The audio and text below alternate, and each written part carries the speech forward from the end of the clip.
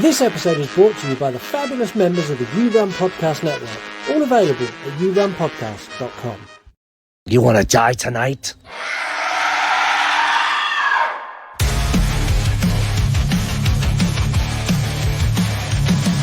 The dad jokes you tell sets the scene. I hang on every word lost in the screen. Your passion for fear is contagious enough. You make me believe in Mark's overblown roundups. You run podcasts for a movie review, unveiling facts and playing games too. Your words paint pictures of darkness and dread, leaving me grinning long after I fled. But oh, you run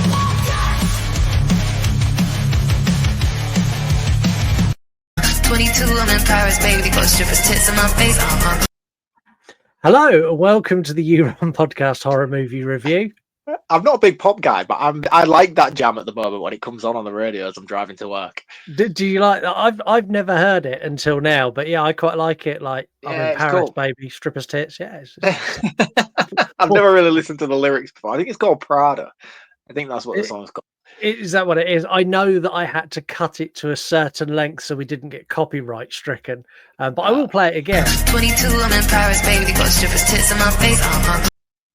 Yeah. I've never heard the data version before. Obviously, when I'm driving to work, it's 6 a.m. So Yeah, that was interesting. It's not playing strippers tits for you. My name is Scott. And my name is Mark. We are a horror movie review show that releases every single Monday, and we review movies that you have chosen on our Instagram polls. Today is the first episode of September, and we are entering a brand new themed month.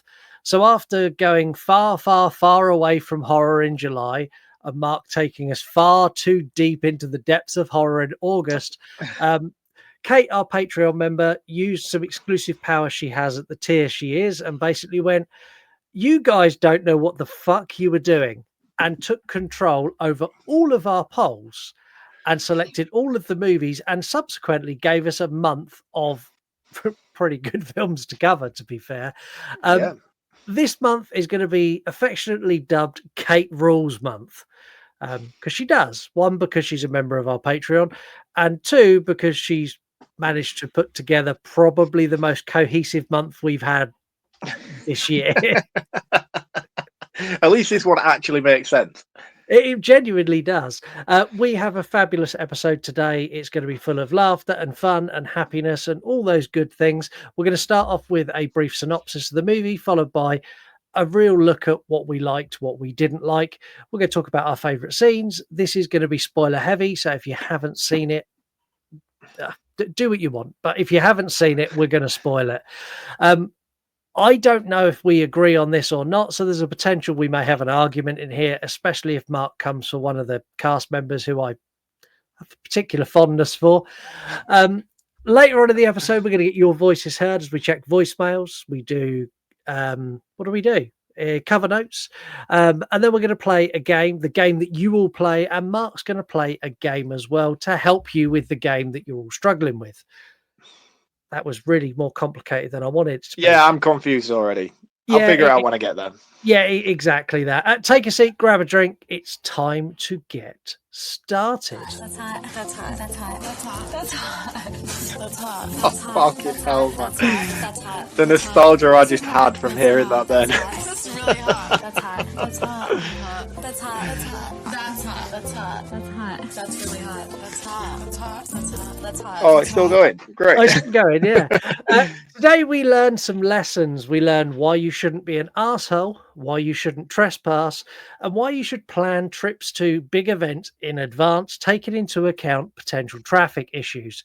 We also learned that the early 2000s is actually criminally underrated for horror, and that there are now 2 films that you have to have on your watch list that contain Paris Hilton. Today we are taking a look at a road trip gone wrong as people reach bumfuck nowhere, otherwise known as where Mark lives. It's 2005's House of Wax. I'm going to say it now. When this come out, I was a big fan. On a rewatch for this episode, I went in with so much joy and happiness that I was like, this is going to be great. I'm going to love it. And I did. And I was genuinely surprised. I sat down like, I'm going to really enjoy this. I used to love this film. And then I got that pit in my stomach where I'm like, oh, it's going to be shit, isn't it? I'm going to hate it now. I'm going to hate every second of it. But I still loved it. It's really basic, but it Yep. does everything I want it to do and a little bit more. And I left really happy.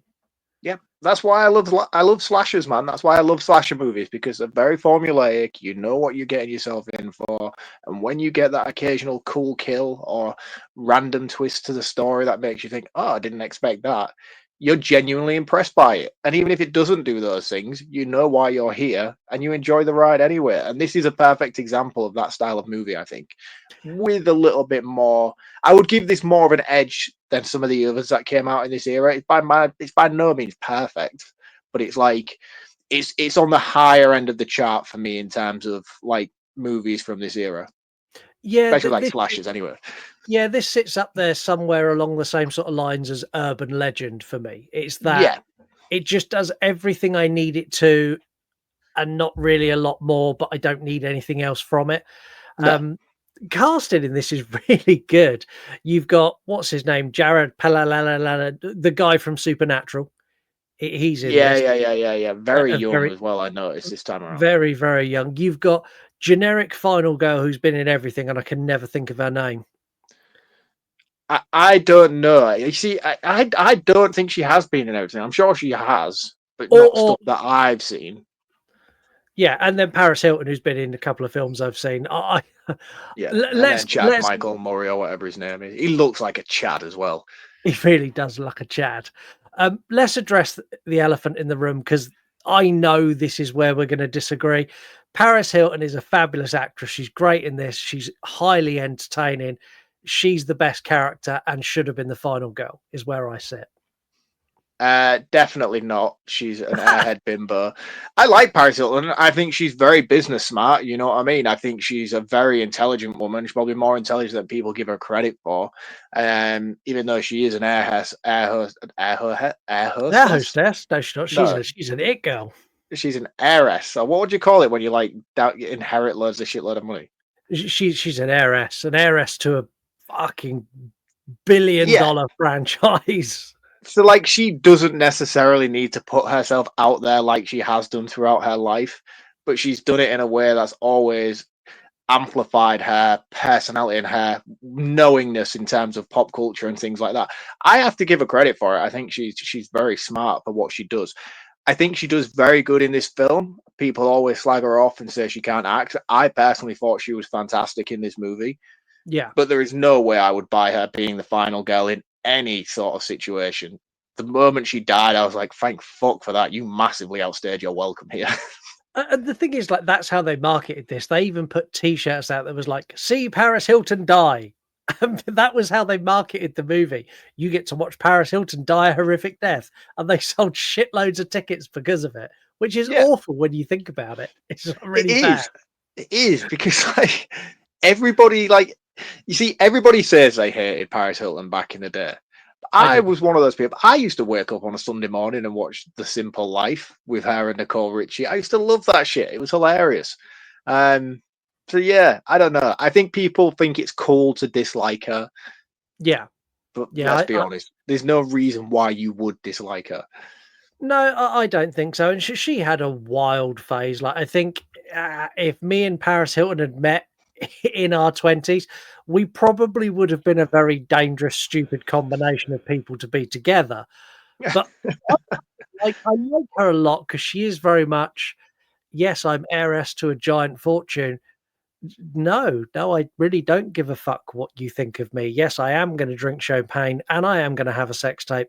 And the fact I've had one now, I'm not just going to go, oh no, my sex tape is leaked. I'm going to capitalize on it so I get more work on the back of my sex tape. I'm like, Yeah, good for you. yeah, exactly. She set a trend, and then Kim Kardashian followed. Everybody followed from that point on. I mean, Pamela Anderson started the trend, but then people became aware of how successful that made them. And Paris Hilton took the opportunity, and yeah, good for her. Everybody knew who she was after that. Do one of us need to leak a sex tape? Is that how we get famous? I don't think it would make me famous, I'll be honest with you. I don't think there is enough length of the film itself in order to justify the release. And when I say length, I'm talking about the runtime, just to be clear. Yeah, so we could release it as like a reel or a YouTube Oh short. yeah. If it was a TikTok short, I'd fucking definitely. Story of this is really basic. You've got 5 friends. Well, no, you've got a group of friends and then the brother of the final girl. Their relationship's weird, but we're going to talk about that in a bit. Like, really fucking, there's something not Yeah, right there. There's I can't wait to get into that. dueling banjos happen in that house. But they're all they want to go to this football game, and they're traveling cross country, and long and short of it, they stop somewhere to camp because it's late at night. And this is where the movie sort of starts happening. I love this little camp setup and the way it's very, there's lots of movies that do this, but this one does it very well, where they've got them kind of all chilling and doing their own thing, and you kind of get a little bit with each character to know who they are and what they're about. And it's almost like an establishing scene. And I really like this because I realized straight away that I don't like the brother who's been in prison. I don't like the jock character. I don't like the final girl. Like in this scene, I don't like any of them, I'll be honest. The only one I actually like is Paris Hilton's character. And I like her because she's a bitch. Yeah. I like her because she is just like, oh, fuck you guys. And like the others are like, the final girl's too airy fairy. She's like, oh, well, I'll do whatever you want to do. And I'm like, oh, fuck off. You've got her she's brother. got a weird people pleasing nature that really grates on me. I'm not a people pleaser. Our listener numbers reflect that we are not people pleasers. I mean, don't get me wrong. I think my wife would probably categorize me as a people pleaser. And it's not, I wouldn't personally say that I am. I think I'm very much one of those people who will behave in a way that makes other people feel comfortable, but I'm not afraid to speak my mind in situations if it's necessary. I won't go out of my way to be a dick, is what I mean. But I would never, like, people pleasers who will lie to your face to make sure you get the answer you want from them just to keep you happy. I'm not one of those type of people pleasers, but I don't ever go out of my way just to purposefully be a dick. Yeah, I'm very much the same. Like I will play ball and I'll be nice. And if someone pushes me or if someone pushes a button or says something I disagree with, I don't have that filter to say, oh, right, okay, well, is that how you feel? I'm like, you're a fucking idiot. Yeah, exactly. And I don't like her character for that. And I don't like her brother for the exact opposite reason. He is too much in the opposite direction. Yeah, like the bit where they throw the football and he gets it and he's like, doesn't let him have it. And then he fucking launches it. I'm like, oh, you're just such a cock. Like, he's a cock all the way throughout this movie, and he should have died. I don't know how he made it to the end. I'll be honest with you, he didn't deserve it. No, before we go into like dueling banjos, hillbilly arrives. Should we talk about the brother sister relationship here, because I think they were written as a couple. It's just weird. The only on-screen chemistry in this entire movie is the chemistry between these two. It's uncomfortable as shit, man. And I know they're twins, and twins are weird. But, like, for me, the way that those two longingly look at each other, the way they do, I'm like, something's going on between you two off camera. Yeah, like, if they'd have said they're stepbrother and sister, I could have taken the whole Cruel Intentions kind of vibe from it, and I'd have been cool with that. But they're not. They're brother and sister. This is... it's not openly said that they are in an incestuous relationship, but he is smashing the back out of her, and I don't care what anyone says. Fuck off. Honestly, that's exactly how it comes across, and it makes the whole tone of the film feel a bit icky. Like whenever they're on screen together, I'm like, oh, yeah. Like if he was like her boyfriend's best friend, and you'd be like, oh, he loves her, they should be together, that kind of thing. But no, they're twins, and it's weird, and it's very, very awkward sometimes in some scenes. I'm like, what? who wrote this? Like, who wrote this, and who directed you to behave this way with each other on screen? Because the chemistry is way off from what you're supposed to be playing. Yeah, it's really bizarre. And then the other guy, the boyfriend of Paris Hilton, he's a bell end as well. Like he's like, Oh yeah, is he the dude from Sister Sister or My Wife and Kids or something like that? yeah, he's the one who's like, oh, I need to get to this game. I can't miss this game, man. That infuriated me so much in the opening, right? Because the reason they're down this campsite, this back road way, is because he's like, oh, I found this back road. If we go this way, it'll save us an hour. Like time is crucial. Yet they get like halfway down this back road and decide to have a massive 24-hour bender party in this field and Yeah, wake up at 2 in the afternoon the following day. And I'm like, so in order to save an hour, you've just lost 18, clearly. yeah. What the fuck? Yeah, and not only that, you get the guy who pulls up and shines the headlights at him, and this is where you get the brother being a dick who launches something at his car, and I'm like, oh, I just want No, the. I kind of liked it for that. Did you like? Yeah. You know me, I'm a red button pusher, and in that situation, if someone's being intimidating, I'd be like, what are you waiting for? See, I'd just go over, stand by the side of his car, and go, "Are you all right, mate? Like, what's the problem? Turn your headlights off." I don't know. I like the aggressive nature of throwing the bottle at the car. I thought that was pretty brave. I like that.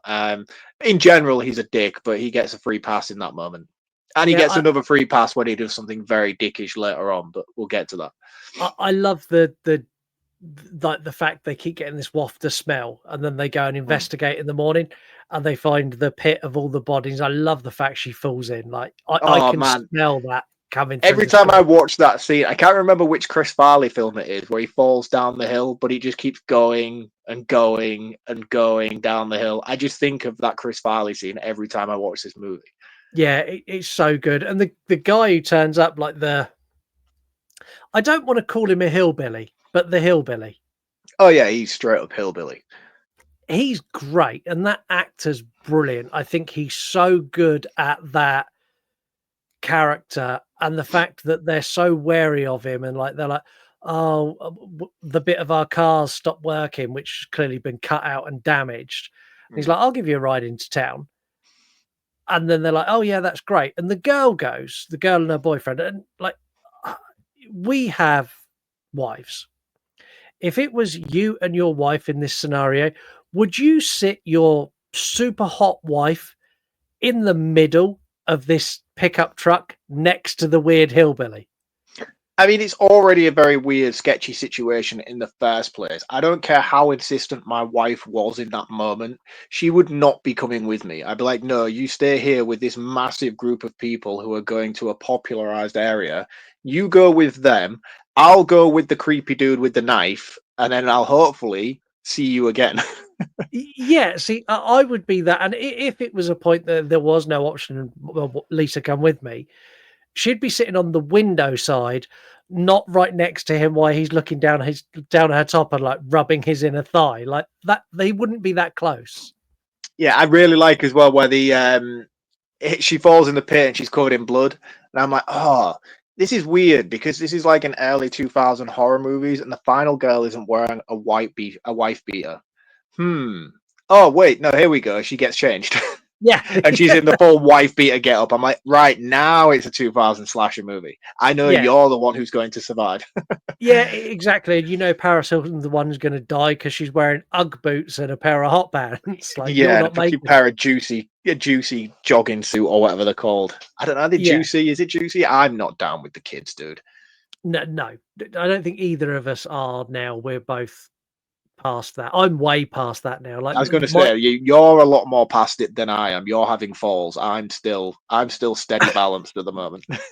Do you know? I'm so glad you brought that up because later we've got a voicemail where we have a voicemail about having falls. I'm really pleased you brought it up. You've made it a thing now. Oh, excellent. And you completely thrown my train of thought by saying that now because that's all I can think of now. Do I do it now? No, I'm going to save it. Save it to later. The town's awesome. This little hamlet town that they go to is fabulous. But before they get there, this bit of where like he pulls over and the road's a bit flooded. He's like, oh well, I need to do this, that, and the other. Like, no, let us out. And they go to get out and there's no handle. And she has the biggest fucking meltdown. Just let me out of the car. And he lets them out. And he's like, well, there's no need to be like that. Like, Yeah, I'm just trying to be nice. just trying to help you out. And then they walk over that like little bit of Creek. water. Yeah, little creek. And then they're instantly in the town. I like the fact they address the fact they're like, oh, maybe we were a bit mean to him for no reason. Yeah, yeah. Well, I mean, it turns out they weren't, but that's a fucking problem in itself later on. I do have issues with the geography of where everybody is because, right, Paris Hilton dies. We know that. We'll talk about it more in depth later on. When she dies, they've gone back to the camp. Yep. But like they needed a ride from the camp to get to the town to get the fan belt. Mm-hmm. But when Paris Hilton runs away from the camp, she takes a steady 30-second jog. And she's in the town. And is she in the town? She must be in the town because she's in like Waxman's Batcave. Yeah. And I'm like, you would be able to see the town from the campsite. She's literally ran around the corner. I don't understand why they needed a truck ride to get there in the beginning. Anyway, it was a weird thing. And when it happened, it was only because I was like, hold on a minute. You were in the camp a second ago, and now you've just ran to Waxman's Batcave. And I don't understand. Is this out of the town or is this in the town? Where are you? I don't know. And it was really confusing. Yeah, it's a really weird setup. And there's some things in this that I skimmed over that I want to kind of go back on. The first thing is the full on brutal child abuse that opens this movie that I was not prepared for, that I forgot all about. Yes. It's cool scene. Awful. I like it. I like the twist that it develops into later on. But one thing I really like about this is how well shot this opening scene is. I mean, the movie itself looks great overall. I mean, the director went on to do some pretty impressive stuff with his career. The writer as well, who wrote all of the entire Conjuring movies to date, is a writer for this movie. The director, I can't remember what he did. He did some cool movies. He did like Black Adam, which was like probably the least impactful one, but the only one that I seem to remember. He had a couple more before that, like really important horror movies that you'd be like, what? That dude directed those movies? And I think this was his directorial debut. And you can see why he's had a decent career in Hollywood off the back of this, because it all looks fantastic. But again, this opening segment was what really made me sort of be like, whoa, this is very high end for this type of lowbrow movie that I'm about to watch. Yeah, he'd also done the remake of The Hills of Eyes, which takes a very similar tone to this. I thought that was the French dude, Adriano Daigides, the guy who did High Tension. I thought he did Hills of Eyes. Yeah, it's the same guy. He done High Tension as well. Oh, it's the French dude, right? Okay. Yeah. Well, he did Black Adam. Yeah, oui. No way. Oui. And we still have quite a big percentage of our listeners in France, so bonjour. Bonjour. No way. That's cool, man. I did not know. I've not seen Black Adam. I know it bombed massively, but I did not know the guy who did High Tension was the guy who did Black Adam. It was only because I watched this last year and reviewed it, and I remember digging in a little bit about his sort of filmography. Surely the first thing I would have remembered was that he did High Tension and the Hills of Eyes remake, not the fact that he did Black Adam, the massive box office flop featuring Dwayne The Rock Johnson. The only good thing about Black Adam was at the end where Superman turns up and goes, you kind of need to behave yourself now. Like, that's the only bit of that movie that's worth watching. That sounds and cool. then after that moment, they cancelled the whole DC universe and started again. So it was irrelevant. I watched the new one the other night, actually. It was really all right, to be honest with you. Supergirl, great. The Supergirl movie is going to be movie of the fucking year, because if that's how she is, I want to see it. I think it is, yeah. It's just about her getting drunk on other planets, as far as I'm aware. Fucking awesome. That's the film I want. Drunk yeah, and Supergirl I think that's the kind of James Gunn level of sort of DC stuff we're going to get, which I love. I love his Guardians of the Galaxy stuff that he did. There wasn't enough of that here for me. And I think that's because it was so important for it to be so straight laced. There was enough of it scattered in throughout, but it was like oh no, I need to rein it back a bit. It's my first movie, and I can't have everyone coming at me straight away. So he tried to play the Superman thing without being too much of his own lane. But that Yeah, Supergirl movie, you're right, that's going to be full. Right, I've done my first one now. It's been a success. Here we go. This is a journey. And it's going to yeah, be like just DC characters just getting stupid. yeah. Here's drunk Supergirl and Crypto destroying a planet because they got pissed and thought it was fun. Like that's the Mm, film I want. yeah. Anyway, back to this Yeah, I was film. going to say, sorry, sidetrack. um, Practical effects are awesome. We're going to dive into that a lot more in a minute. The two villains in the town. So we meet the first villain who's in the funeral, who owns the garage. He is the least intimidating guy, and he's super greasy and super sleazy. But his behavior is nothing compared to the boyfriend who he's like, oh yeah, go up to my shop, I'll be up there in a minute, after they've interrupted a funeral. And then the boyfriend just goes through and like fucking opens the door and lets himself in and starts rifling through his shit. I would not be helping these people if I was that guy. No, no, I wouldn't. He's a very nosy Parker, isn't he? The dude from Supernatural in this film. I Yeah, wasn't like, too keen on his character, really. well, he does it here, but before he does it here, he also does it at the House of Wax. It's like big sign, fucking House of Wax closed, no entry.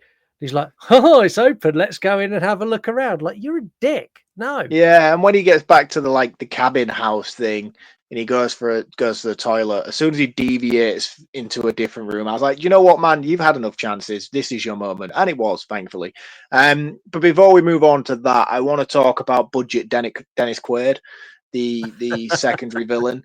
Yeah. I'm not a massive fan of dual villains when it comes to slasher movies, especially when they do it for the purpose of retaining the intimidation of the ultra villain, which in this movie is Vincent. Yeah. The only movie I've ever known it work and ever known it executed well is in the Texas Chainsaw Massacre franchise, where you have like the Sawyer family and things like that. And it's kind of like that's the vibe they're going from here.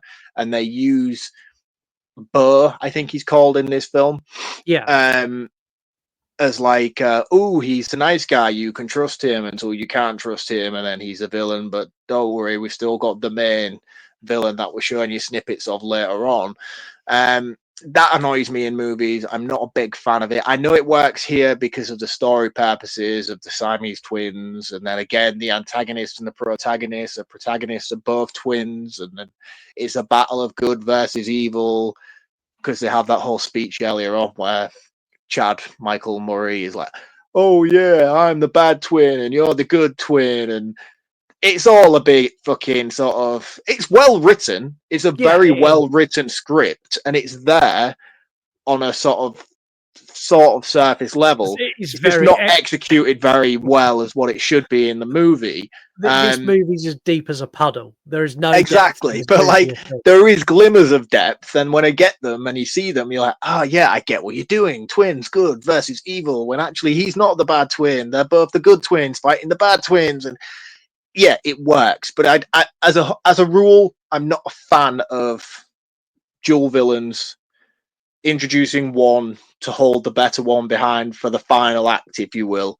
And Yeah. that's what they do here in this movie. I find it disappointing because I'm never fully intimidated by the one they introduced earlier on. Because I'm like, I know you're just the fucking lower boss before we get to the big boss, you know? So, like, just hurry up and get out of the way so we can get to the meat on the bones. And I Yeah. felt that here with this movie on a rewatch.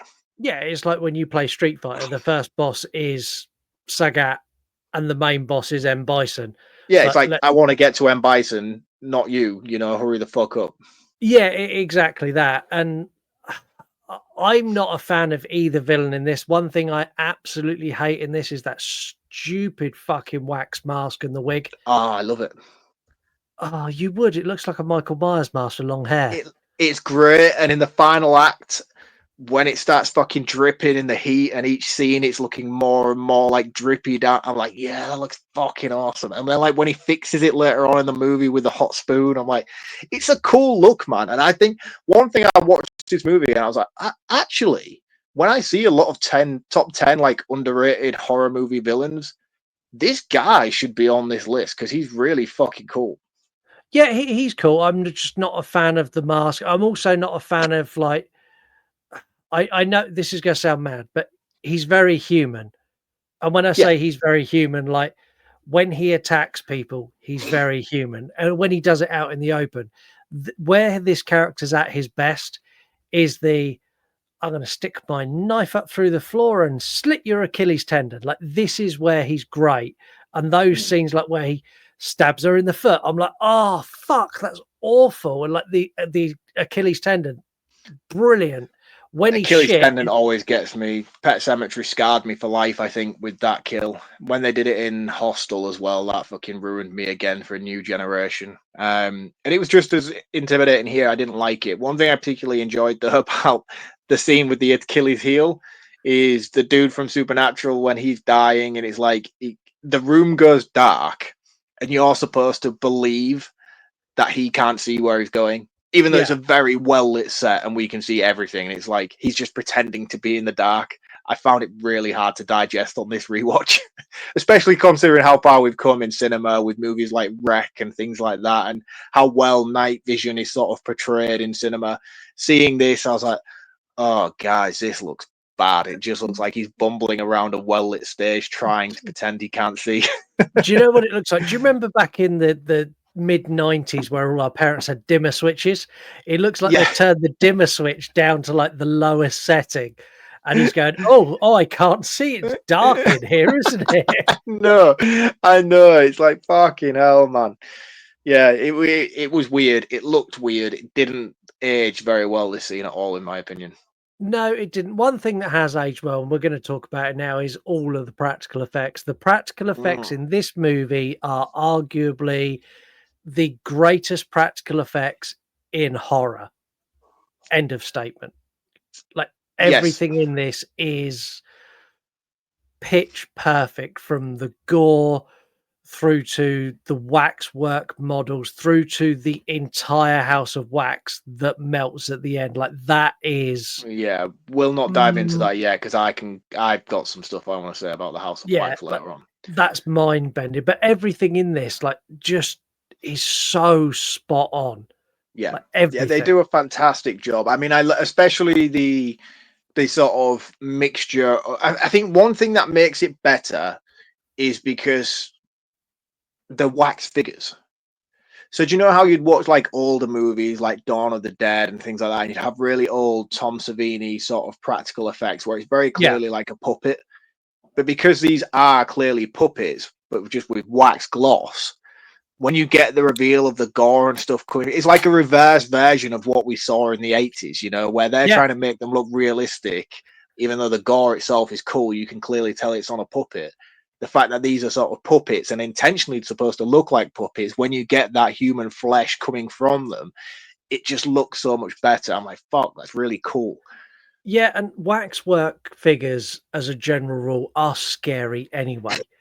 Like, like if you go to a wax museum, like me and Lisa have done, like London Tomb, not London Tombs, London Dungeons, and I've been to Madame Tussauds, and when you're near them and you sort of turn away, that bit where you catch them out of your corner of your eye, there's something really unnerving about them when they're looking back at you, and I don't like it. Like when we done London Dungeons in particular, no, it was York Dungeons we done. There's a bit there where you go through and it's like Jack the Ripper. Yeah, And you've got, we're walking through, there was a waxwork of Jack the Ripper stood against the wall outside the pub. As we walk in, that waxwork was a fucking man in a wax mask who touched me on the shoulder, and I nearly shit my pants. Like literally, like my stomach tensed so much there was nearly a cleanup on aisle 7. And like it was so well, because he's perfectly still. He's got like this waxy gloss to his face. Not even for a second did I assume it was a human. And as I walked past, just get this hand grip my shoulder, turn round, wax man is now 3 inches from my face. I almost leapt into Lisa's arms for her to carry me in like a Shaggy Scooby-Doo kind of moment. I have to wonder how many times that actor's been punched in the face for trying to pull that stunt. Because my immediate reaction would be, I would Bruce Lee the shit out of him straight away, you know? The thing is, like, that got me in, like, when I done London Tombs, I'd done that on a stag do, and there was a girl who crawled out from behind some big, like, you know, the meat, like, plastic meat sheets you get? Mm. Like I don't know what they're called. Like, they're like curtains, but they're big, thick plastic. Like, Yeah, there yeah, was a meat girl, sheets is yeah, great. yeah, I knew what you meant straight yeah. away as soon as you said Um, meat sheets. there was a girl who was dressed like a zombie, and as you walk through this bit, she come out of those at fucking pace on her Wow. hands and knees, like crawling. Drop kick. I pulled my leg back as she flinched, and then we had a moment where we looked at each other, and she laughed, and I laughed, and then we carried on walking through. But she came a millisecond away from being toe punted in the chin. So yeah, That's it, waxwork. man. I think it's the risk you have to take trying to get into that kind of industry, unfortunately. Yeah, but waxworkers in general are creepy. Like, when they're going around this house and you're seeing all these waxworks, like, there is a moment where you're going, "Oh, is that a person? Is that a waxwork? That looks like a person." And especially the scene where you've got them all sat up on the, like, lined up on the pews. Mm. I'm like, they look real. Like, Yeah. they're gonna move. Yeah, I mean the reveal when you get that first initial funeral scene for me was fucking incredible because I say to myself every single time I watch this movie, watch that first barge into the church and see if you can tell if they're real or if they're wax, and Yeah, whether they've actually put real characters in there and then switch them out later on just as that sort of illusional kind of thing. Never have. I always intend to and always forget to. But with the second time they go into the church when she's looking for help later on, and then you find out that they're all like the whole town is just this thing, and you get the woman at the window like set yeah. up from Home Alone. I was like, fuck, man, it's so cool. It's such a cool reveal as well. Yeah, like the whole build up to this, like, because when you get there, when you first, like, see things happening in this town, it's a town full of people. At no Mm. point do you question that. No. When they do the big reveal that no, they're all just dummies, you're like, oh fuck. And then it's like, it's just these two guys. And all the way through, I was questioning, like, where's the weird, like, truck driving guy? Because I was expecting him to play a really integral part, and he kind of doesn't. No, no, it doesn't at all. I don't know whether they were intending a sequel on this, but I think the way the movie ends, leaving him hanging, didn't really serve a purpose. He should No. have come into it more. He should have been written into the story more, even if it was just to come in and get killed for trying to do something. I don't know. I think he'd have made a good, like, if they'd have made him actually good, and at the end he was the one who hooked him out and went, "Look, my family's a bit fucked up. Let me take you back to your car. Here's your fan belt. I've got your fan belt." Like, Again, we get 'cause that in Texas Chainsaw Massacre franchise. You know, that's there this is. is the thing. This is it is a it's not a rip off of Texas Chainsaw, but it is Texas Chainsaw, but with wax figures. Yeah, people say this is a remake of the House of. It's not. I've seen the No, original House of Wax movie. It's not the fucking same in any sort of stretch of an imagination. apart It from has the same name, title. Yeah, yeah, it's the same title, and that's it. it's the same title. It has a wax museum in it. That is where the similarities end. That is literally it. The Vincent Price movie is nothing even remotely like this movie in the slightest. No, it's not. It was nice to see Paris Hilton take a nice long pole in this again, though. Yes, her kill was fucking excellent. Wasn't it just? I really liked it, and I think the thing is as well with the whole marketing campaign they did about her with this movie, I think they did it justice. You know, she does have the best. No, I said she doesn't have the best death in the movie. Her boyfriend has the best death in the movie, which I'll circle back to in a moment. But I do like that fucking throwing of that pole, man, as it just wipes through her head and then she falls down onto it. I'm like, oh, that is so rewarding. And it's not Yeah. just because you're Paris Hilton. I don't mean that like that. I just mean it's such a rewarding kill in this movie because it's the one that's probably the most creative. It really is, and they done such a good job. So Paris Hilton at this time was let's be honest, she was famous for being heir to the Hilton hotel franchise and famous for being in a sex tape. The amount of times that they have people in this movie video her, like in their little friend group, video her getting it on with her boyfriend. Yeah, I'm like, it's the only reason the camcorder is part of the subplot of this movie.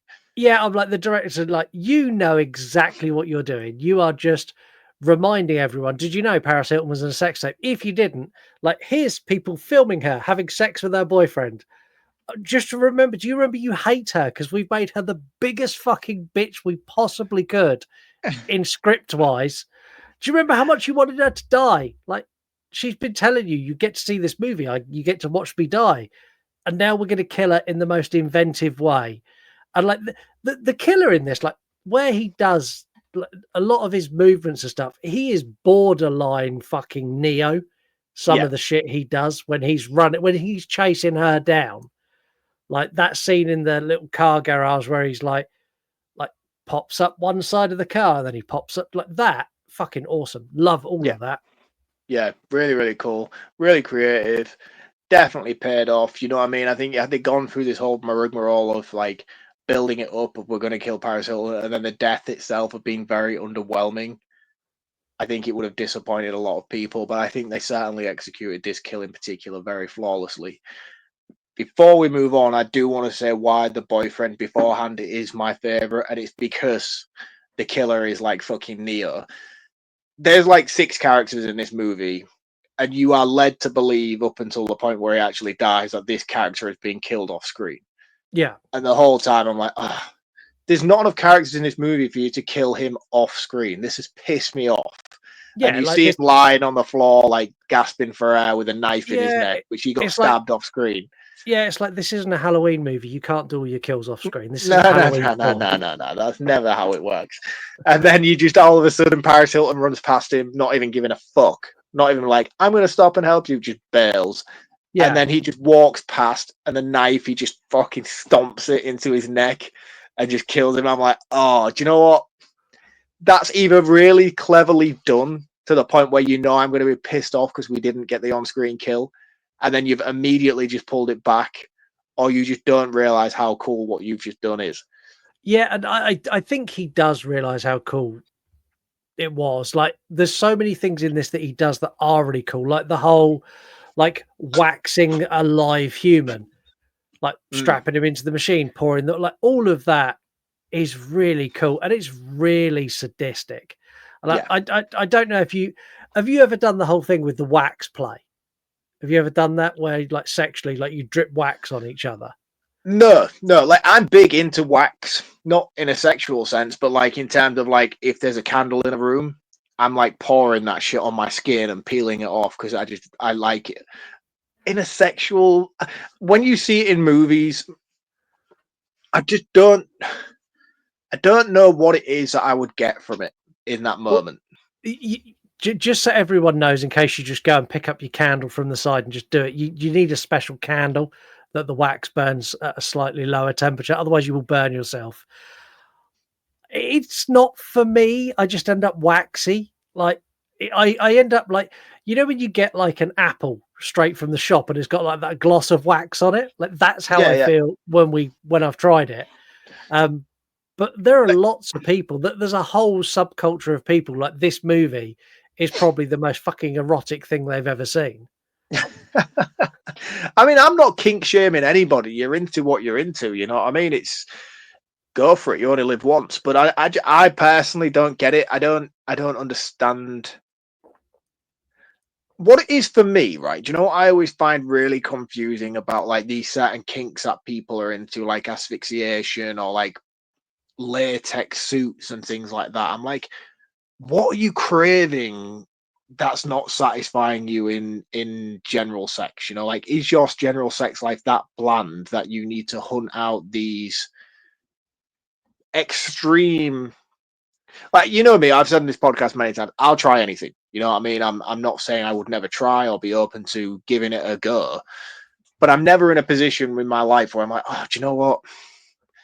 We should probably introduce this to Yeah. the bedroom. I, You know, I think I, like we're missing something. We're missing that point where we wrap ourselves in a plastic bag and get a Henry Hoover vacuum cleaner and then just suck all the air out of it until one of us is about to pass out, because that's really going to get my balls tingling if you do it. Yeah, and I'm kind of the same. Like anything that I've done that's more experimental has kind of been like it's happened through accident. Like, oh, we're near the fridge. What's in the fridge? Oh, there's a strawberry in there. There's a bit of cream on there. Like, it's always been there's been a reason for. Oh, there's a candle near me. Oh, I saw it. It's a guy thing. It's like there's a candle that I saw in a movie once. Like, give me that candle. Let's tip some of that on you. How's that? Like, it's more that kind of vibe as opposed to I go. I was thinking, right, I'm gonna lay you down. I'm gonna light a candle and I'm gonna pour it all over you and then just see if you like it. Like I've never had Yeah, that no, conversation. it's just not for me, man. It's not for me. You know, dim the lights, get some sexy lingerie, let's get some Marvin Gaye on in the background. I'm good to go. That's all I need, man. I don't need this Not Marvin Gaye. introducing. You need Operation Blade and you need to keep up with that rhythm. No, man, no, it's not for me. It's not for me. You know, I'm a smooth lover. Let's talk about the House of Wax because that is the main part of this film. Like Yes. I could watch the first 5 minutes, skip the entire middle section, and watch the end of the house as it melts, and I'd leave this movie satisfied. That whole segment is Amazing. flawless. Absolutely pitch perfect. And you know what I mean? The thing is with this ending is no matter how dog shit the movie is before it, every time I see this final 15, 20 minutes, I always walk away completely in awe of it. And I'm Yeah. like, that was absolutely incredible that you executed that with such flawless set design, such creative ways of showcasing it. There's some wonky CGI in there these days, but when I first watched it, I was blown away by it. I was like, that is fucking amazing. And I say that saying that, no matter how shit the film was before, the film itself actually pretty cool. Yeah, it's good. But like this final scene, I'm like, wow, amazing. I always This, like every time the credits roll, I'm like, that was fucking incredible. the staircase in particular, the staircase melting and like the getting bogged down in like that is just it's one of those scenes. It's a little bit like where you see the staircase in A Nightmare on Elm Street and she gets bogged Yeah, down and you look at it and you're like, how the fuck did you do that? And there's so many effects in this final melting scene where you're watching things melt and fall apart and people getting stuck in it and people like slipping on shit and you're like, how did you actually achieve it? Because what it looks like you've done is it looks like you built a house out of wax and and you then just turn the heating on. you just melted it with people in it because that's how good it is. It's honestly It's so cool, man. It really, really is. And like you say, it's certain things. It's not even just like the overall grandeur of it. It's like the little things that you pick up on. And as I said earlier about Vincent's mask, as it slowly each time he comes on screen in this final act, it's looking more and more melted and drippy down his face. And then you see things like the floor starts to fall in as well. The same way that like wax on the, like when a candle wax burns, then you get the top bit and it's all real soft and squishy and Yeah. you can't help but poke it and touch it.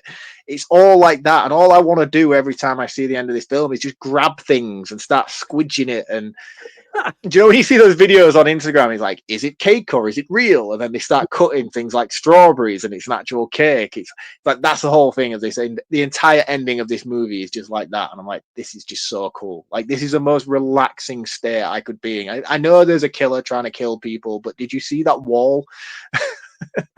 So what you're saying is in this scenario, you wouldn't make any attempt to leave. You'd just be like, look, I could put my hand like all the way through the wall. This is really cool. Look at this. Yeah. Touch my hand. Yeah.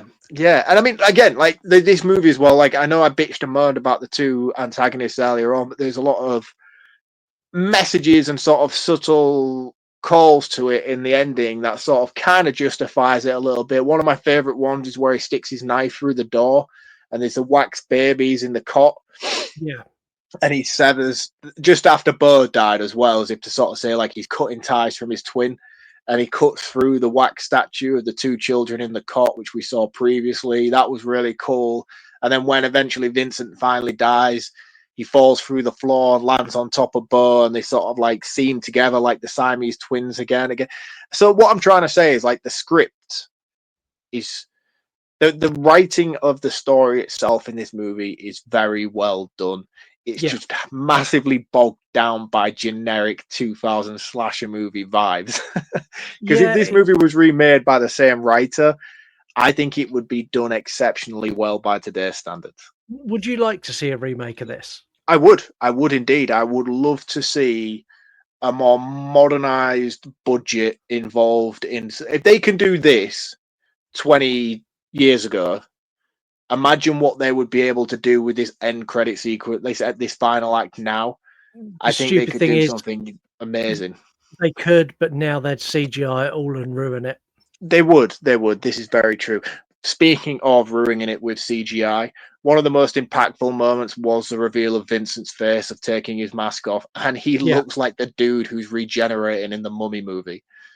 It's fucking awful. I'm like, oh my god, you've gone to all this trouble. I've literally spent the last 5 or 6 minutes just in awe of this amazing set design you've just created, and now you're doing this to me. Yeah, you followed it with a group of people outside going, Immortab.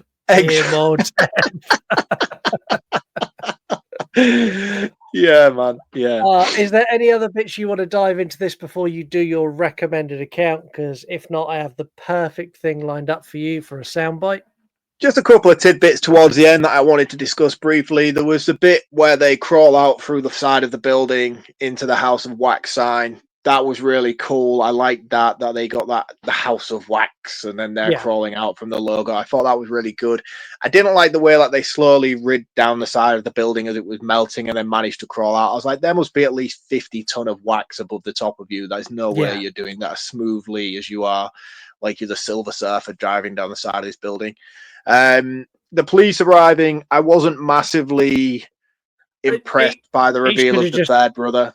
It should have ended there. And that should have been as they come out, roll credits as they walk out of the town, job done.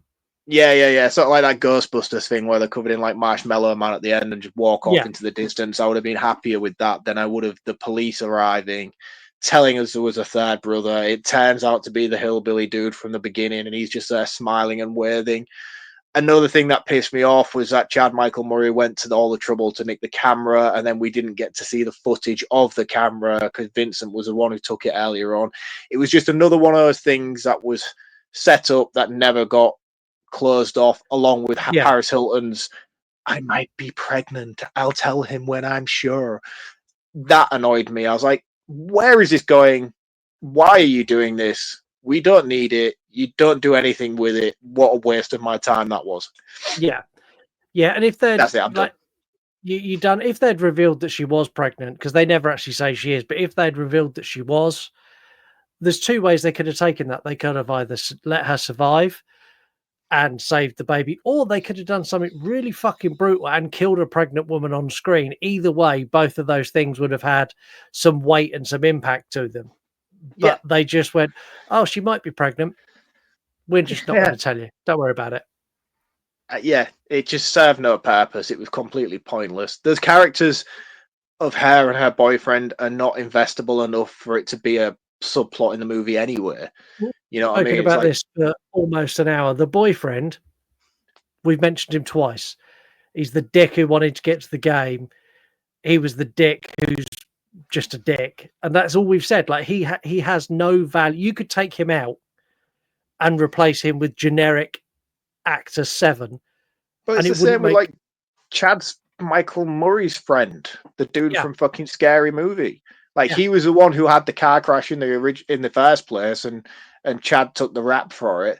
And it's like, oh, when his sister finds out he's a nice guy and he just went down to protect his friend, never gets mentioned. Never gets revealed. She never finds out that he was being the hero. He's still a dick. He acts like a dick throughout the entire movie. And it's like, where's the resolution to all that bullshit setup we got?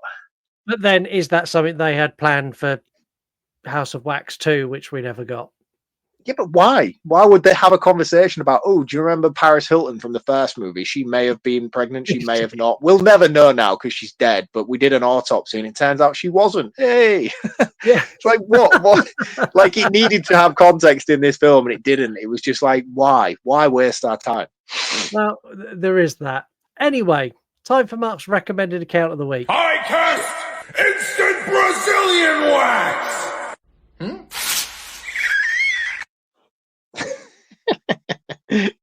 Cool. Very cool.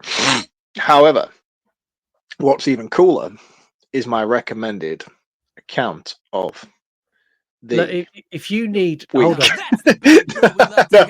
No, I was joking. I am ready. But for some reason my internet isn't loading because this week I got to chatting to a dude on Instagram and his page is called ironmustache.art. I implore you all to go and follow him. For some reason I can't.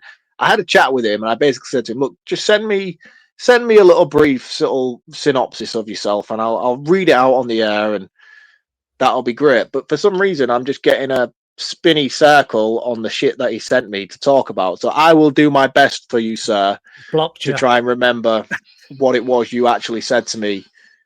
Probably nothing like what you actually said to me, but I'll give it a go anyway. He blocked you because your moustache was not ironclad. Well, the reason I found it, I don't know why, it just popped up and I was like, oh, that's really fucking cool. And then I went on his page and it took me on this entire journey of this character called the Iron Mustache. The only way I could really describe it is when you watch like spoof movies. Tropic Thunder. So Ben Stiller's character in Tropic Thunder, when they have like those monologue moments of him like doing 12 action movie sequels of him like in certain locations, you get them a lot in like Family Guy and The Simpsons where there's that one action hero and they have like really ridiculous. The most modern version of it that I can explain to you is from the trailer of Mortal Kombat 2 with Johnny Cage's character. Yeah. And he's like doing all these different like sequels and it's basically an account like that for a guy called the Iron Mustache.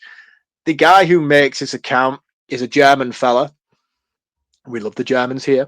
I just don't know what his thought process was with it, but I love it. He created this character and he puts like cinema posters for like sequel movies that he's been in. So the one that I can show you now is like Alpha Clash 20 of him riding a hippopotamus with a Thor's hammer. My initial thought process was like, oh, that's AI. Like, I like the incentive, but it's a bit lazy. It was like, no. Like, when I first started, I would type this shit into AI and they would work shit. It was never how I wanted to be. He painstakingly makes each individual poster on like a pit. I'm like old school. Adobe. I'm not very good with. I have no idea what Adobe is. Microsoft Paint is basically my knowledge of doing shit on a computer. So he paints all I can envision is him doing this on Microsoft Paint and the fucking strength and triumph that he must have had to go to get it to come to fruition. It's really incredible. It's really, really talented and such an incredible guy for doing something so entertaining. I hope this guy gets picked up and the movies are made of the Iron Mustache because I would follow that journey to the end of the earth. I think it'd be really fun.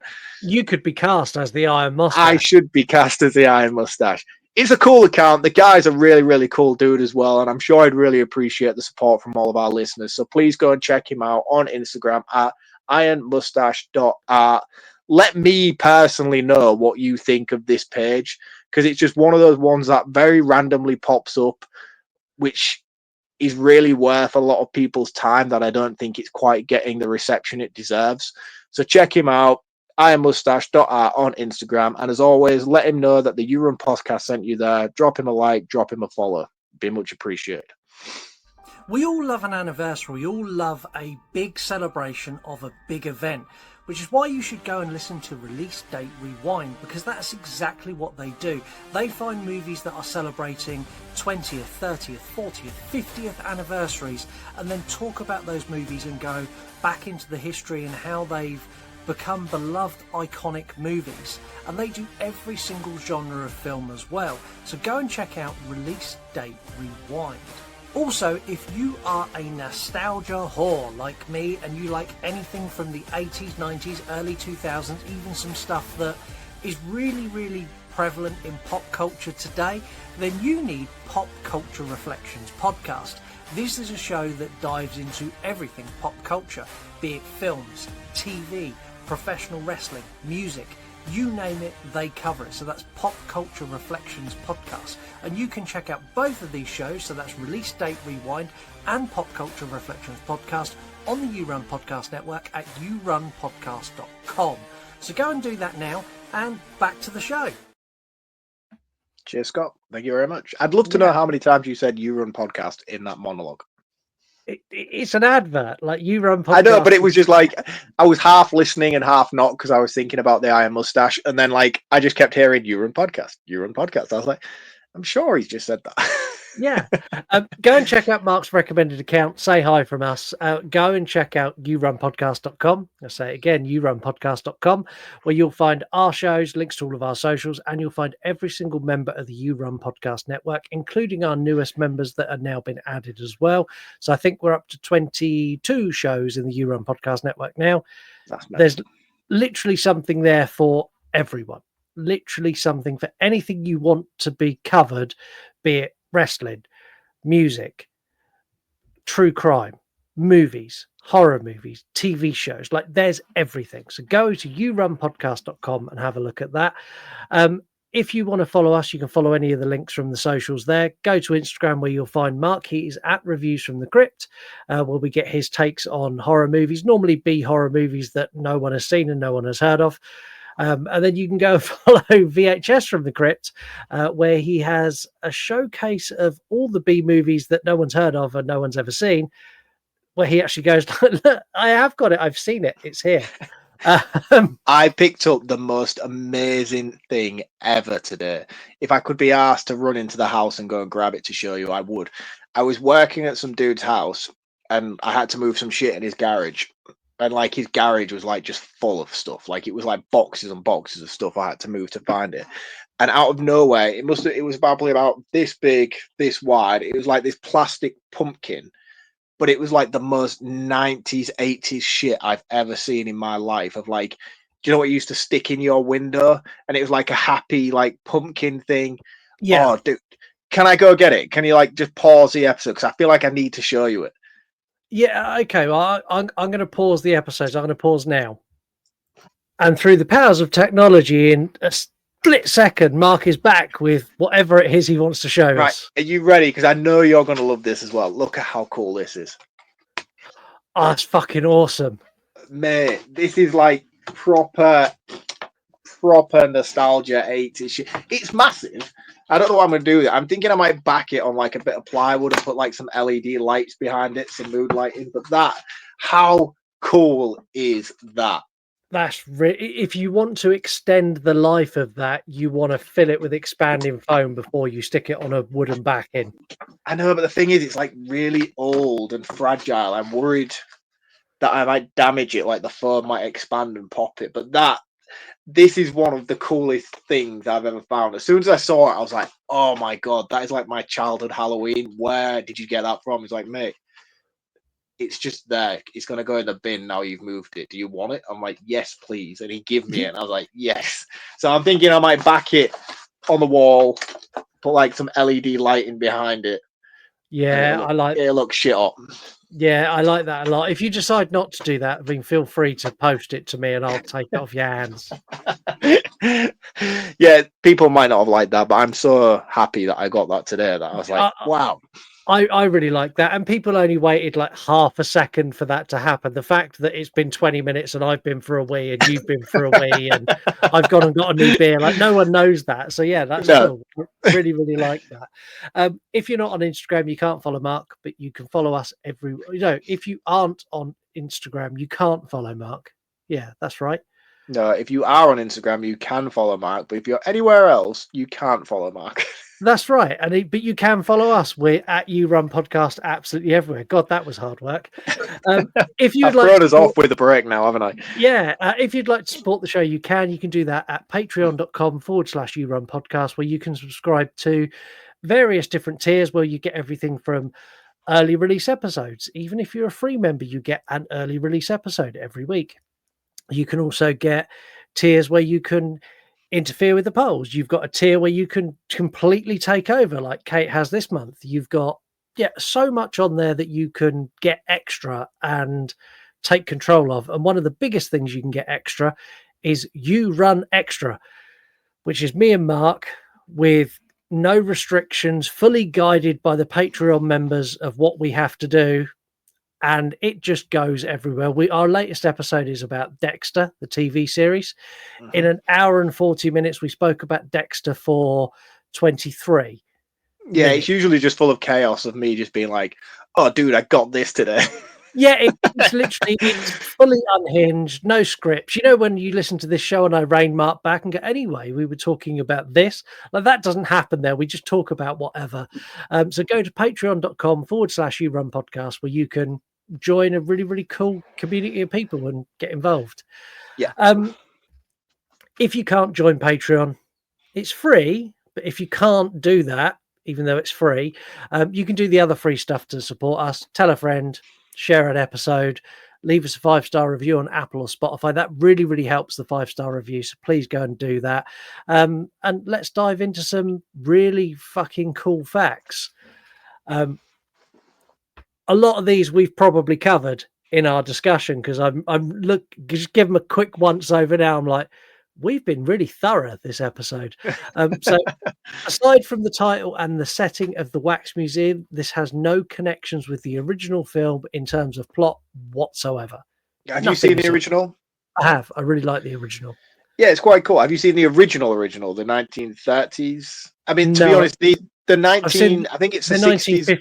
1953 is the Vincent Price one, which is awesome. The Vincent Price one. So the one that is a remake of is the 1930s movie called The Wax Museum. It's basically the same movie, just reshot, featuring Vincent Price. It's a cool story, man. I liked it. The guy who's in the wheelchair who was a wax maker, and then they dig up cadavers to sort of house them in wax. It's cool. But yeah, it has no resemblance to this movie whatsoever. But this movie was branded as a remake. Yeah, which technically, I guess it is. You called it the same thing, but it's a little bit like me making a movie.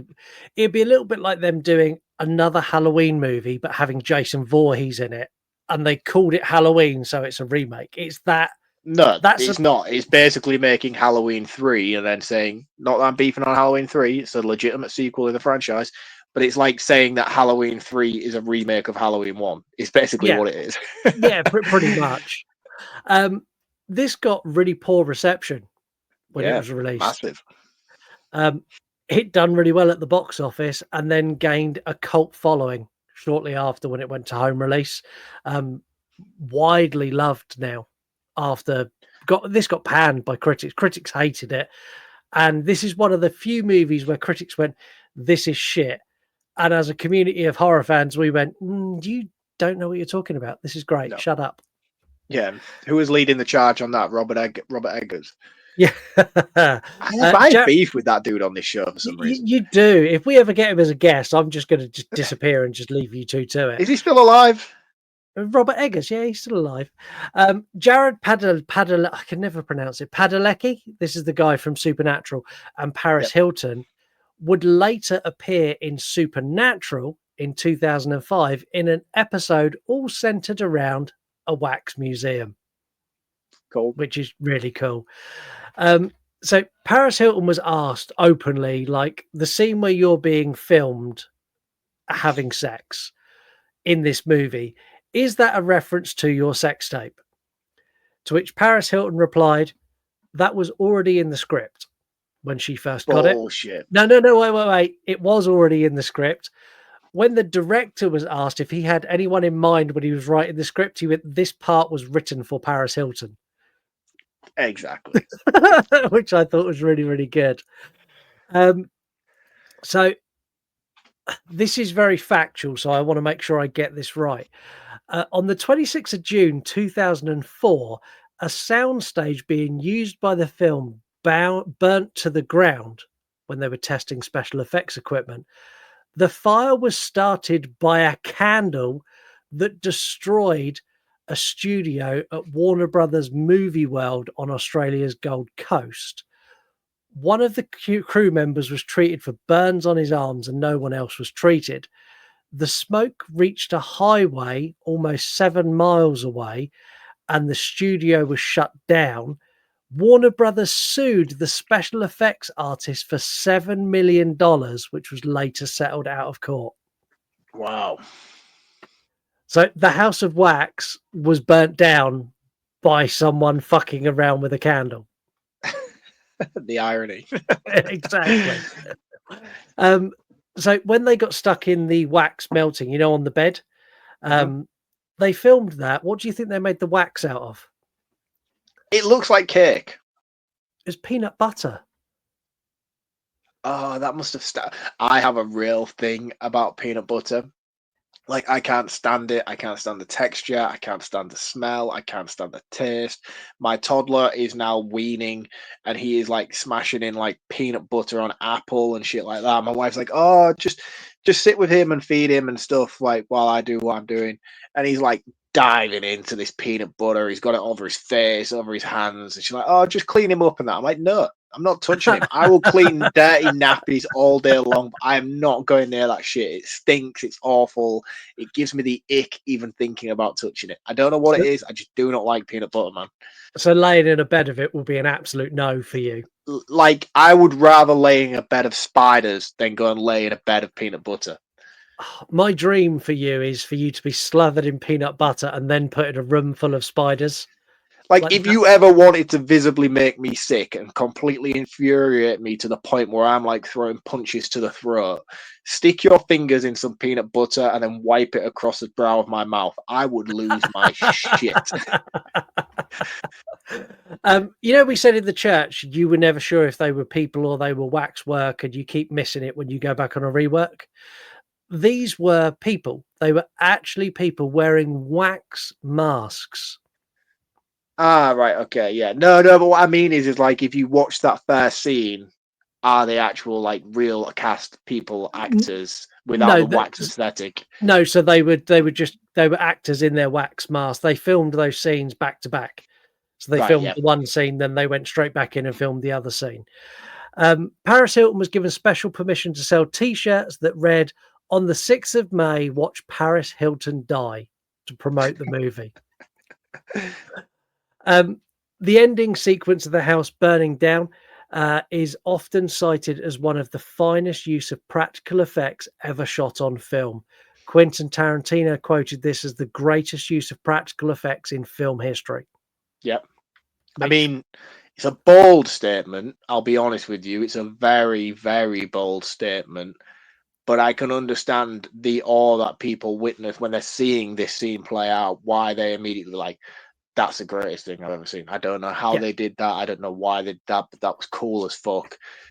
When you're going up against movies like The Thing, this is better. That end sequence is better. As a standalone sequence, there's some really cool shit in The Thing. But as a one sequence with so much going on, that has it for me. I mean, we spoke about this movie off air. And I said, like, no matter how shit the movie is before it, that end sequence is just fucking outstanding. Yeah. And it is. It's just because it's the House of Wax from 2000 era, and people are like, this is the greatest thing put to cinema. It's a hard pill to swallow, but I get it. Yeah, exactly that. Final one. The film's soundtrack has a track on it, and this is used when Paris Hilton's character is chased.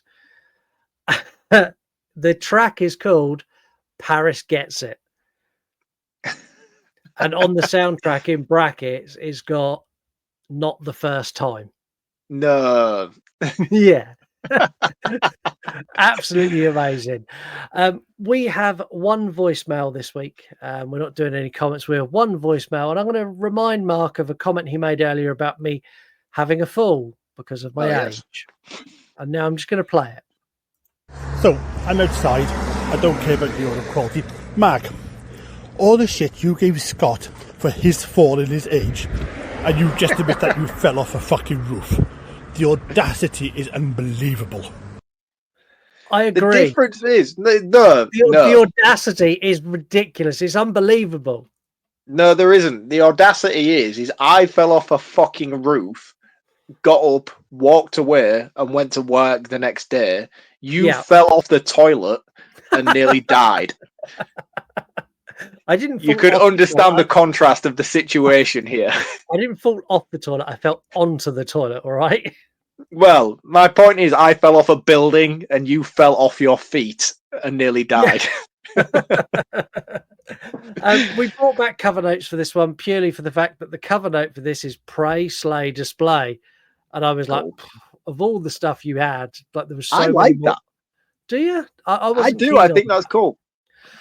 randomly Eric, Mark's nemesis, who's not really his nemesis anymore. They're kind of No, we're best besties friends now. now. Yeah, he went with Paris Takes Pole, which I thought was good. Yamityville Horror went with Mind Your Fingers, and we didn't mention this, but the bit where he snips her finger off with a pair of shears is fucking awful. It is as well, and I think the casualness of it as well, as he just bends down to sort of like pretend to tie a shoelace and he Puts it in his snips it pocket. off. And as well, like she's got her mouth super glued together. It's just like, oh, holy shit, that's just fucking awful. And you feel it. It's a nasty, nasty little bit of torture, if you will, in that Yeah, scene. really, really cool though. What if stories went with a what if? What if this was a very different movie and it was Sacks, Backs, and Cracks? It's a very different House of Wax. And finally, one from Facebook. For some reason, we've gone from we had like 50 followers on Facebook. We've nearly got 1,000 now in the space of like 12 days. I don't know what we've done, but all of a sudden it's just gone boom. We Evil got Dead one, episode, man. It's killing it. yeah, we've got one from Kane Kolozowski. I'm terribly sorry I butchered your name. Drink, Party, Kill, which kind of fits. Yeah. We don't have many this week. In fact, we had loads this week, but we're not doing loads this week because I wanted to squeeze 2 games in. So we have one game that we're playing, where you are all playing, where we have 5 clips from 5 horror movies. And all we want you to do is identify the 5 horror movies. And you need to call in. So you need to leave us a voicemail on X or Instagram, or record a TikTok where you tag us and you tell us the 5 movies. First person to get it right wins a prize. If you're not a Patreon member, it was 3 months free subscription to Patreon. Because no one seems to be able to do it, I'm going to increase it to 6 months. And if you are already a Patreon member, you get a super special prize, which is all over Patreon at the moment. It's a big thing. Like the things that people could do with the prize there, where we can basically, we'll give them whatever they want on video. Like the conversations that have gone in and around of how many different ways they can make Mark say how great Jaws is and how bad Deep Blue Sea is, and how many ways they can get me to say that I love Halloween 4. Those conversations have been quite entertaining. So I'm not actually an active member on Patreon, which is about to change, by the way, because I've just bought myself a laptop, mainly because I'm pissed off about what's going on screen at the moment and I can't fix it. So I bought a computer. Currently, I'm just rocking a tablet, but actually, no, my business requires me to need a laptop, so I bought it for that purposes, even though I used it as an excuse. For some context, Mark says he's not an active member of Patreon. Mark is gifted, as obviously part of the show. He gets a free subscription to Patreon forever, and he's not signed up. No, but that's my point. That's what I'm going to say. I am now going to actively become a member of Patreon because there's some shit going down there, and I feel like I must be the butt of the joke every single time you sign on to that shit. The thing and is, people are fucking with my polls and removing movies to the point where I'm now forcing myself to come on and stand my ground and fight my corners. So if you are on Patreon, I'm coming in the next couple of days. Once I get this computer set up and all rigged up and to go, I'm going to log in and get it all set up. And because at the moment I'm just rocking a tablet and like that's all I need really. But now I'm like, no, let's take the next leap. Let's become part of the digital world. And I now have a proper computer. So I'll now be able to hopefully fit within the right framework on here. So I'm not looking like the smaller square, which has been massively grating on me for weeks, by the way. Little Mark.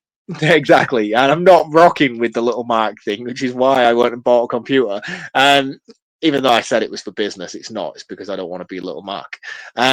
So I'm coming onto Patreon, and I'm gonna fucking come for you all. Who's ever's been fucking with my polls and shit and removing my movies. Yeah, that they fuck with mine as well. Don't forget the last one that they removed a Halloween movie. They wanted a Halloween movie removed. One of Yep. those movies was mine. And even I was in Patreon going, hang on a minute, one of them's mine. And they're like, don't care. One of those Halloween movies has got to go. I was like, for fuck's sake. Yeah, but I feel like they've only done that because they know I like Halloween movies. Yeah, but even when I was like, one of them's mine, and they're like, which one? I'm like, I'm not telling you. They're like, well, one of them's got to go. For fuck's sake. Right, so these are your 5 clips. You need to get all 5 correct. If you don't know all 5, ring in and guess, because if you get 2, we'll tell you you've got them right, and it makes it easier for other people. So here is the clip. Trick or treat. What have you done? Eat shit! Move! Give me a break. One more time. Trick or treat. What have you done? Eat shit! Move! Give me a break. I think I've got So- 3 now. Yeah, there are some people who've been messaging me, and there's some voicemails we have next week where people have had a stab at this, and people have got a couple right. No one's nailed it, but we're going to start getting closer. So remember, voicemail, X or Instagram or a TikTok, and all you need to do is name these 5 movies. Trick or treat. What have you done? Eat shit! Move! Give me a break.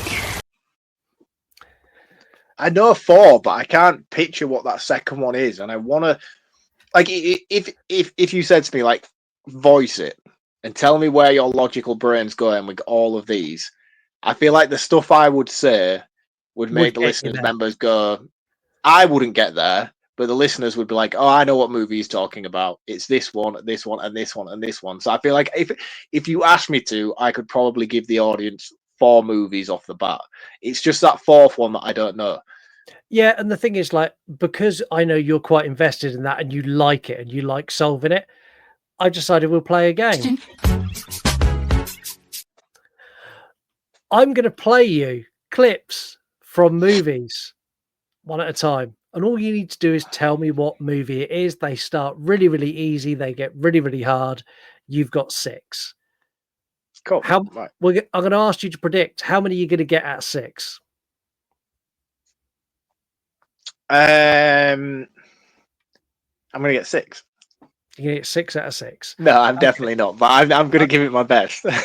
Well, I'm not going to be really petty either. So, like, for example, if it's a movie in a franchise and you say the franchise, I'm going to give it you. Like, Right, if it's a Halloween clip and you're like, oh, it's Halloween, I'm not going to go, which Halloween is it? Because that's just petty. Yeah, okay. So here's your first one. Hello. Do you want to play a game? That is from Saw. Is from Saw. Like I said, starting off really, really easy. We have such sights to show you. That is from Hellraiser. Is 2 for 2. Hello. Is that it? Hello. Yeah. That is from Scream. Hello. It is. This is where it starts to get a little bit harder. Your first 3 are really easy. This is where it starts to take a step up a gear. I had to search the bowels of hell. Ooh. Play me that again. We've reviewed it. I had to search the bowels of hell. I've had to search the bowels of hell. Yeah. Like, usually I would be like, oh, it's a Hellraiser movie, but that can't be a Hellraiser movie because we've just done a Hellraiser movie. It's not already. Hellraiser. But it also sounds like John Larroquette from the opening of the Texas Chainsaw Massacre. Do you want me to play it again? Yeah. I had to search the bowels of hell.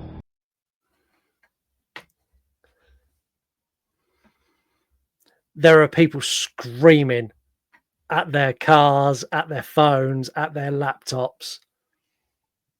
Don't give me the answer, but give me give me a nudge of something that It is one I of don't the want you to give me the answer, and I'm willing to accept that I didn't get this one right.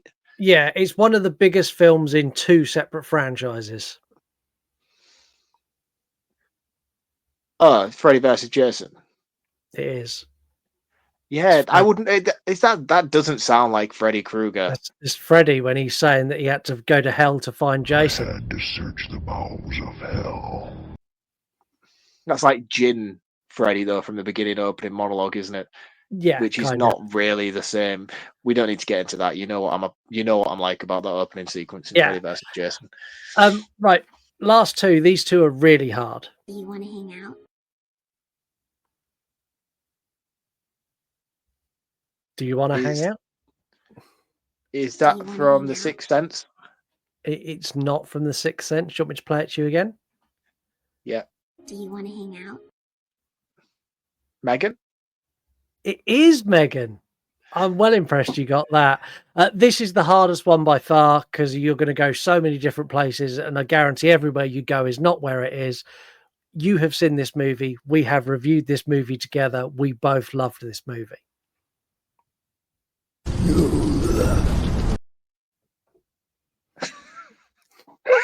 What the fuck is that? Do that again. Is it saying something there? Is it just going blah, blah, blah?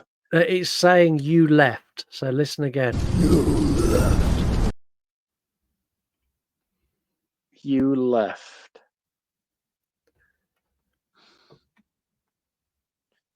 You left. Play it one more time.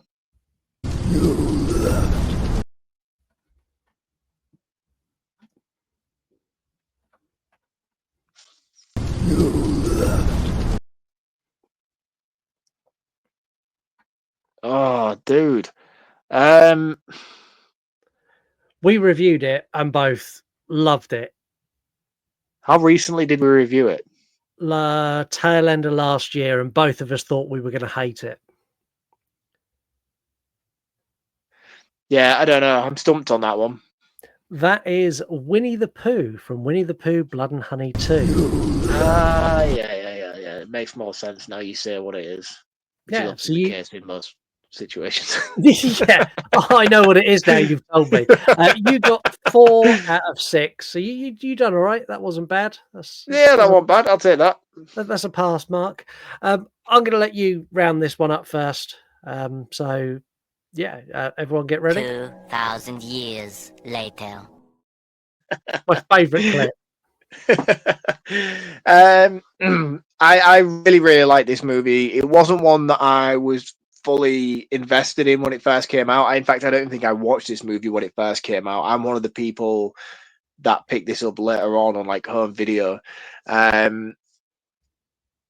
think the casting in this movie is questionable. I think a lot of them are like picked because of their popularity of the time. You got the One Tree Hill and all the rest of it, and the girl. I think the girl who I know you've said earlier she was in a lot of things, but I only really remember as like she was in one of those like chick flicks of like The Girl Next Door or something like that. That I remember, and she was a bimbo in that film. And again, the dude from My Wife and Kids, I think it is. I'm sure he's not the son from My Wife and Kids, but he's either the like one of the main reoccurring characters, or he's the guy from Sister Sister. Either way, he's from that like Nickelodeon teenager TV program shit that I remember. Just Googled it. The girl was from The Girl Next Door. Yep. She was in 24 from 2001 to 2010. She was in Old School or something like that. Yeah, Alicia, yeah, something Alethea Cuthbert. Cuthbert. That's it. Yeah, and the But guy. I don't know. He was in generic everything. You mean the one who played her brother? No, not Chad Michael Murray. The other guy, the Paris Hilton's boyfriend. It's going to annoy me if I don't air it out on the show because people are just going to ring in and be like, "Actually, he was from Sister Sister." I don't think it was. Robert Richard played him. He was in Nothing of Note by the look of it. You He was keep in. doing you keep He was doing in your one of the TV series from the kids that I can remember. He was like a Nickelodeon adult teenager kid TV series thing. But yeah, barring the cast, I think the writing's impeccable. There's a lot here that features so many layers that I really, really liked. There's a few moments in it that didn't quite get the justifications they needed, such as apparent Hilton pregnancy and a couple of the other ones that I mentioned throughout the episode. I think had you extracted them from the subplots of this movie, you could have quite comfortably condensed this down to a 90-minute movie, which is kind of the lane that I feel this movie needed to be in. I don't ever understand the justification to take a generic slasher movie and flesh it out for 2 hours. 20 minutes needed to go from this movie. And in my opinion, those are the 20-minute marker moments that could have quite easily brought that down. It would have certainly sped up the sort of exposition at the beginning as well, which would have helped. Regardless of how shit this movie is in the opening segments, it's massively bigged up by the way you walk away from it with how incredibly well handled the practical effects are, and especially with the set design and the way that they created that final sequence in the actual House of Wax itself. Big fan of the villain, not the multiple villains I've already Yeah, mentioned. you're the big fan of Metalhead Michael, is how I'm going to refer Metalhead to him. Michael, yeah, Hobo Michael from Halloween 2. I'm a big fan of that. I think he's really, really cool. One thing that I didn't mention on the episode that I thought was really good was in that sequence where they're fighting down in the wax basement and the two of them run away. They run through that corridor where there's all those faces in the wall, and you only see it for like literally a couple of seconds. But as soon as they ran past it, I was like, "Fuck, that's amazing." That must have taken you hours. That must have cost so much money, and it was on screen for literally 2 seconds. Yeah. And it's so many things like that you see throughout those last 20 minutes that are there that need more time, more focus, and you don't get it. But every time you rewatch it, you pick up on new things. That's like, fuck, man, it really is such a cool ending to a film. I'm a big fan of this movie. I think it's massively underappreciated. I see a lot of people always put like worst remakes of all time, and tends to be in one of those lists. Yeah.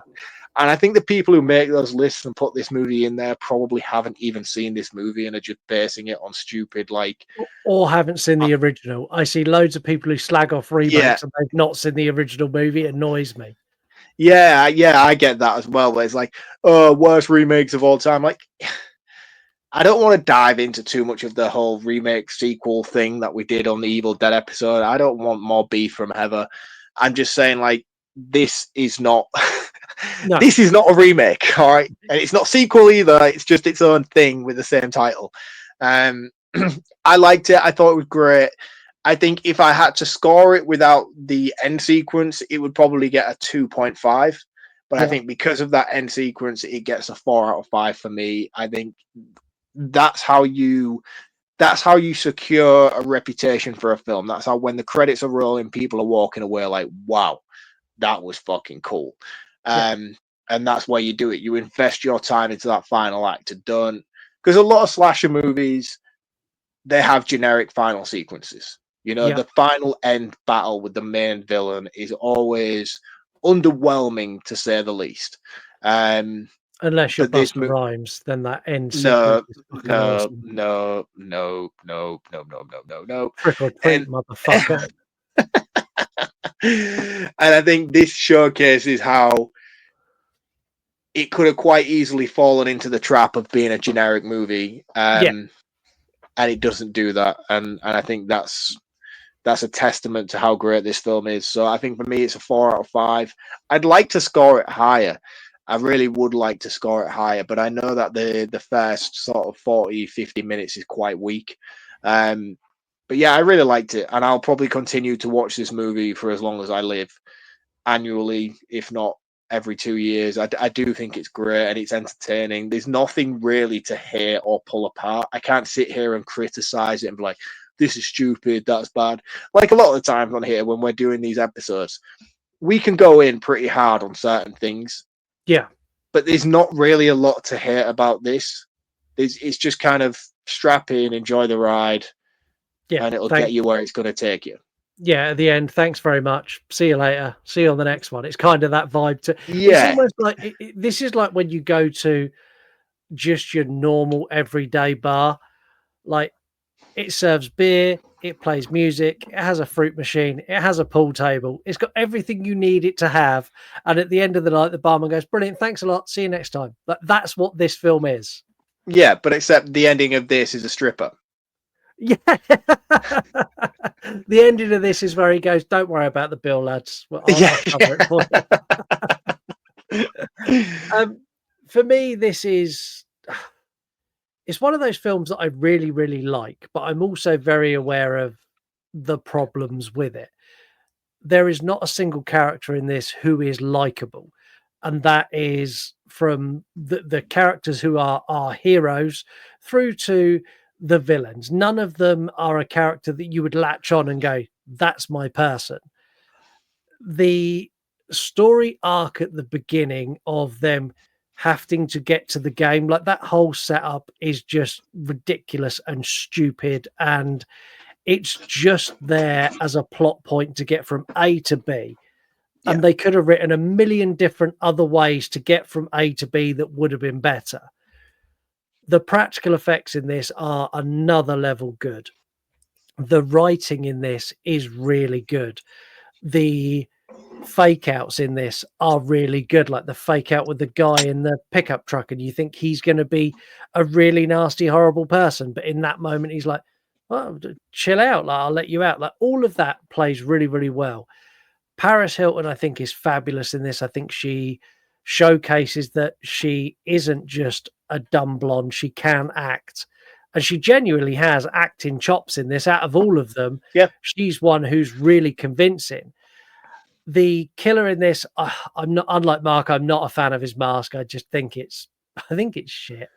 But what is it about it that makes you think it's shit? Because like, Honestly, it looks like someone took the Michael Myers mask, they took the Phantom of the Opera mask, and they melted them together, and then they pulled a wig out of the fucking Kiss dressing room and stuck it on top.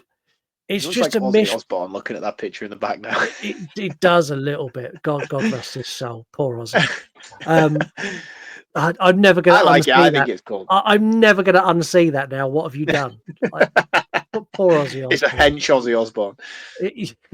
It's a hench Ozzy Osbourne who's got a proclivity for wax. I really enjoy this film. It's silly. It's goofy. It's daft, but it's actually got a very dark undertone in it, and that kind of mesh of the two works really, really well. I'll watch this again. I had no major issues with it, minus what I've said, which again I'm nitpicking. Yeah. I'm doing the same. Like, I always enjoy. I never like watch this movie, and even though I've spoke about, oh, well, why did they take the back road, and oh, your sister loves your brother. You know, like, I'm not watching it and being like, oh, this is fucking annoying. This is ruining Yeah, it for me. I'm the just whole talking about it for the podcast purposes. But for me, when I watch it, I genuinely enjoy everything about it at the time. Yeah, the only thing that rubs on me a little bit the wrong way is the brother and sister who rub on each other the wrong way. Like, that's just weird. But Yeah, overall, it's a 3.5 out of 5. Like, I don't score it as high as you, but I'm a slasher guy though. yeah, it's a solid slasher. So yeah, if you've not seen House of Wax and you've listened to all of this episode, you probably don't need to, but I'd go and watch it anyway because it's really good. Also, go and watch the 1953 one for no other reason. In fact, do them as a double bill. Yeah, For no other reason, but I want to see people's reaction when they come back and go, "That's not a remake," because it's really not. no.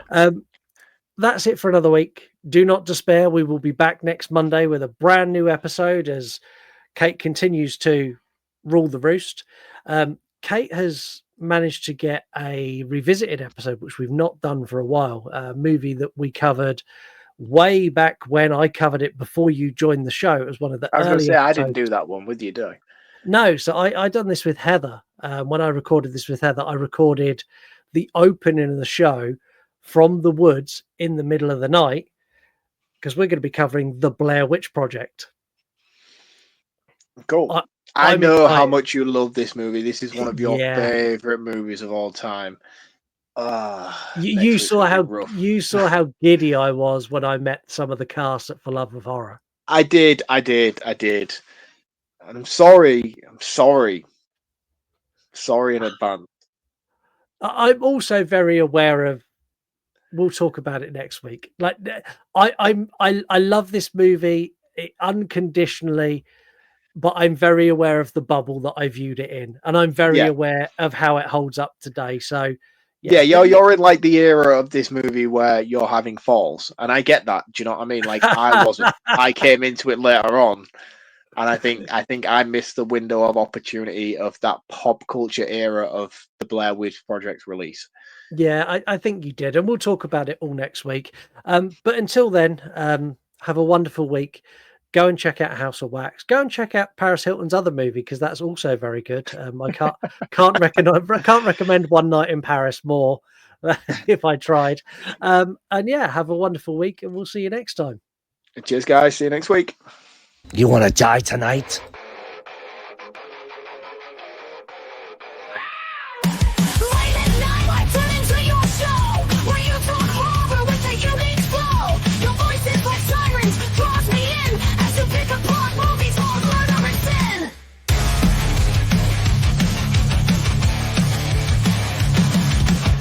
Jokes you tell sets the scene. I hang on every word lost in the screen. Your passion for fear is contagious enough.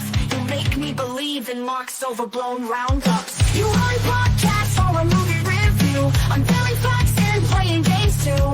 Your words paint pictures of darkness and dread, leaving me grinning long after I fled.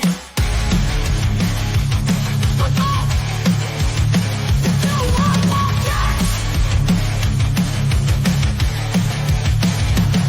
you run podcasts, horror movie review, unveiling facts and playing games too. Your words paint pictures of darkness and dread, leaving me grinning long after I fled.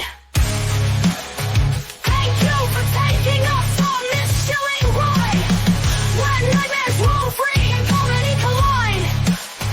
With your podcast we laugh and cringe, but your content is so good we can't help but binge. You run podcasts. You run podcasts. That's hot. That's hot. That's hot. That's hot. That's hot. That's hot. This is hot. That's hot. That's hot. This is really hot. That's hot. That's hot. That's hot. That's hot. That's hot. That's hot. Turn it off. That's really hot. That's hot. That's hot. That's hot. That's hot. Oh, it's hot. No.